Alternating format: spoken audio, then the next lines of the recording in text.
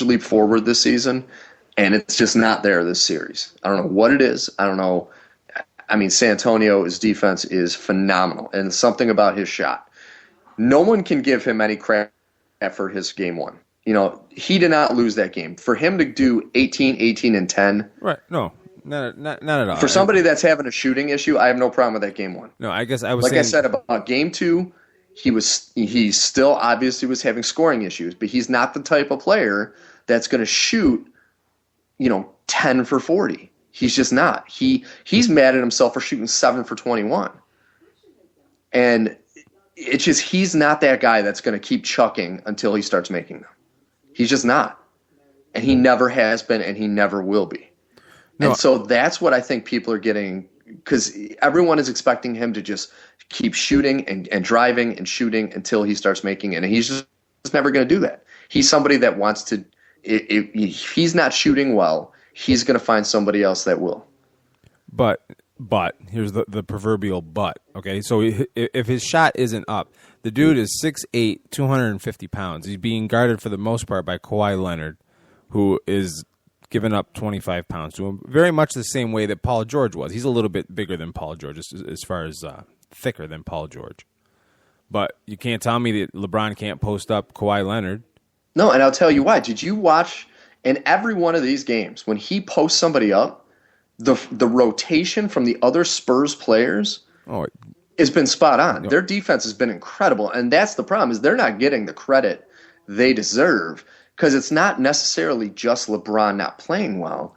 It's San Antonio is that good defensively, and their scheme that Popovich has drawn up for LeBron has been incredible. I mean, he's so frustrated now because they are 100% geared on him, and they're saying the rest of this team has to beat us, but you're not. I do totally agree with you on that point. I guess my whole point is that when I see LeBron, I don't see somebody that's looking to score. I look for somebody that's his first option right now in his head is to get into the lane and try to pass out of it. And I don't think a player of LeBron's stature can have that mentality as his first option. But and like I said before we came on the air, we can't think of him as in the same category as Michael Jordan, because you know what? He tried that in Cleveland and it didn't work.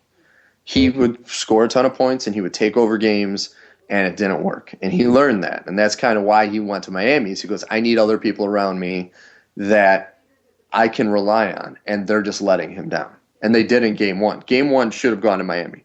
There's no reason why San Antonio did not play good enough to win that game.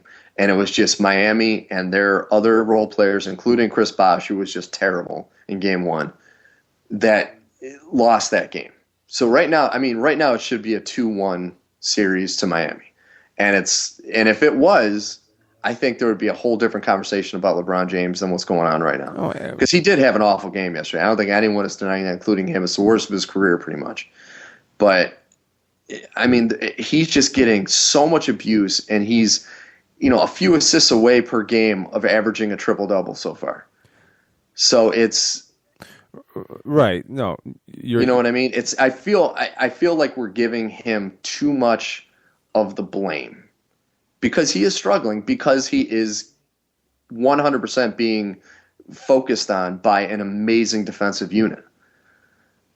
And we have a tweet coming in from Brian. MJ wanted to find a way to win. LBJ wants to find other people to win for him.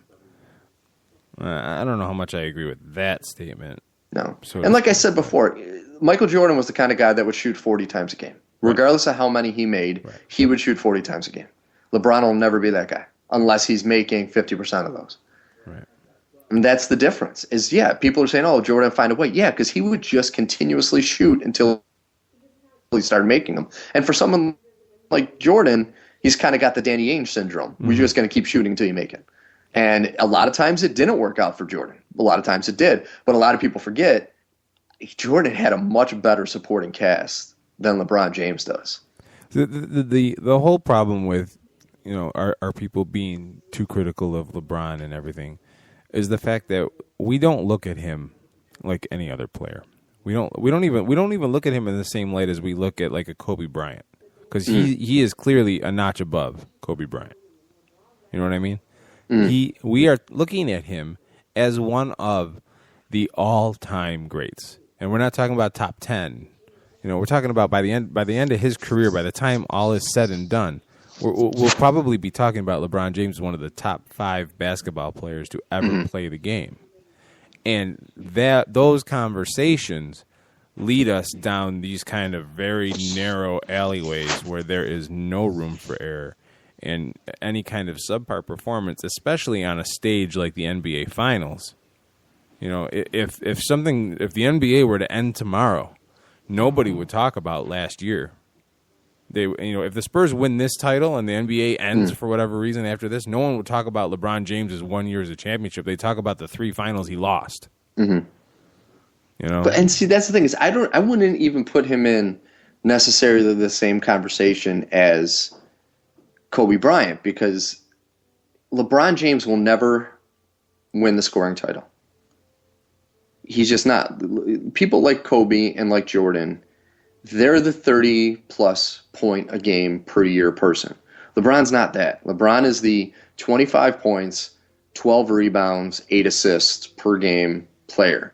But somebody that has such an impact in every aspect of the game, that's what makes him special. Not the fact that and that's why I always, the Kobe Bryant discussion, it's just they're different players. They're not the same type of player. Right. You know what I mean? And I almost look at him, and I told you this before, as more of like a Magic Johnson or a Larry Bird. Magic Johnson and Larry Bird, they never won the scoring title. They did whatever they could. It's just they also had that switch that they could turn on and take over the game, which LeBron has, but he doesn't use enough. And I think, honestly, tomorrow could be the most important game of his career. If he comes out and drops another egg, I agree with you. I think there's going to be a lot of crap thrown his way, and a lot of people are going to say, I don't remember what happened last year. But if he comes out and puts up 32, 15, and 10, like he's very capable of doing, I think everything we're talking about right now could be very moot. You know what I mean? Oh, absolutely. There was only 4 Heat players in double figures last night. Yeah. LeBron, Bosh with 12, Wade with 16, and Mike Miller, who was just lights out 5 of 5 from behind the three-point line. Yeah. You had 2 of your starters, 2/5 of your starting lineup didn't score a single point. Yeah. In Haslam and Chalmers. And Chalmers being the point guard with only 1 assist to go along with 4 turnovers and 4 fouls. He got into foul trouble a little early, and it seemed to me like the turning point of the game as far as whether the Heat were going to be able to completely come back and overtake the Spurs was when he had to go out and they ran with that no point guard lineup. And LeBron was guarding Tony Parker. I'll tell you, I think it's a mistake starting Haslam in this series, because to me, Birdman has been having more success because he is more agile and he's that scrapper. He's that Dennis Rodman rebounder, where Haslam, he keeps trying that 15-foot corner shot, which works. When it works, it's on, but it doesn't work as frequently as they need it to. And it just seems like it's not what they need. They need that player like Birdman that can get the rebounds. Yesterday, they were out-rebounded. It was embarrassing. It was absolutely embarrassing. I know it was quite a few rebounds. I got to double check. It was 52 to 36. 52 to 36. That's ridiculous. There's no way a team like that, And they gave up 19 offensive rebounds to San Antonio. Yeah. Tim Duncan had 7 offensive rebounds. Tiago Splitter had 4. I thought, you know what? I say that I wasn't impressed with LeBron's dunk because it was Tiago Splitter, and it sounds like I'm knocking Splitter. I'm really not. But he had every right to go in a shell and hide. And I think that he had a couple of misplays last night, but I think for the most part he had a nice kind of I'm not hiding game. Mm-hmm. You know what I mean? Yeah, made some nice plays. Well, they had interviewed him, and he said he was just happy that people actually knew what his name was. He said that was the best thing that came out of that block, is people actually knew who he was now. His name is pitcher was on the paper. And that's probably the best answer to handle it and just let it Absolutely. all wash away. Well, I mean, going in tomorrow, a lot of people that were like, "Oh my God, this is, what's going to happen tomorrow?" There's no way, even though Danny Green and Gary Neal have been playing very well this whole series, there is no way they're going to go 13 for 19 and 3-pointers again tomorrow. It's just not going to happen.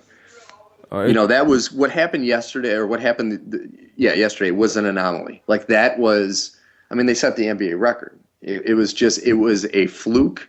They were on, and if anyone, like if San Antonio fans thinks they're going to see that again this entire series, you have a better chance of winning the lottery. I'm sorry, that's not going to happen. This series is far from over from the aspect of, if you look at the player efficiency, and actually LeBron is leading both teams in player efficiency for the finals. But second is Danny Green with a 20.7 efficiency rating. He's not going to keep that up for the whole series.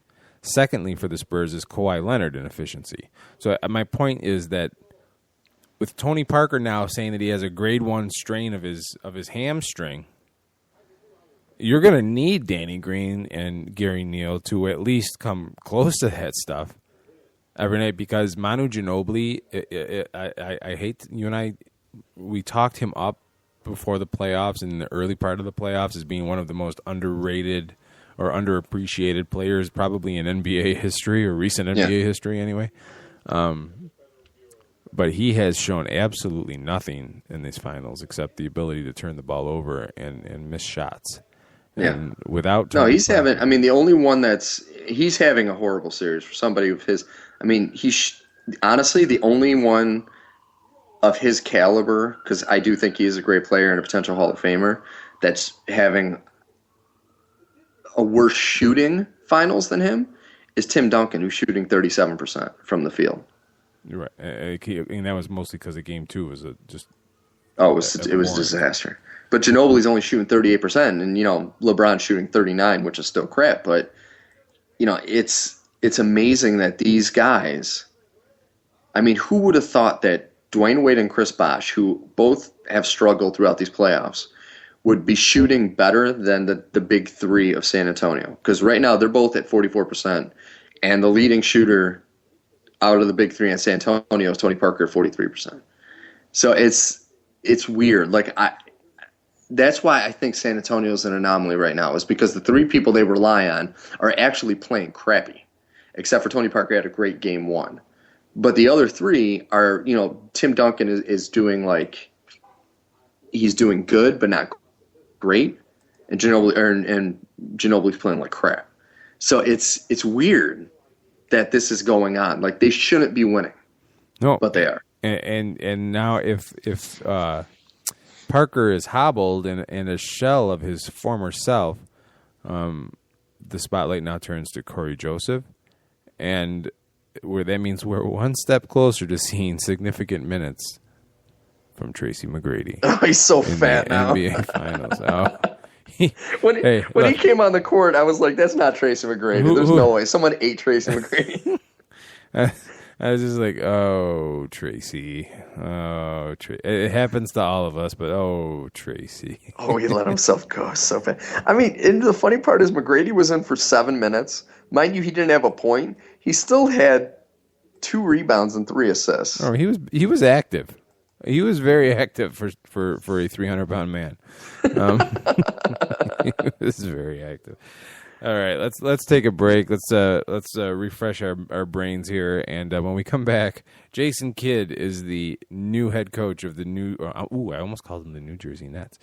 Jason Kidd is the new head coach of the Brooklyn Nets, and we get to talking about point guards being head coaches throughout NBA history. You're listening to 87 Live on 87 Sports Fans Radio.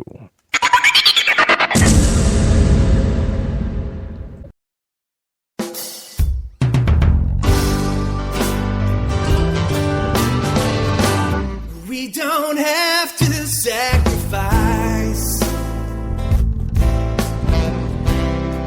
We don't have to change our ways.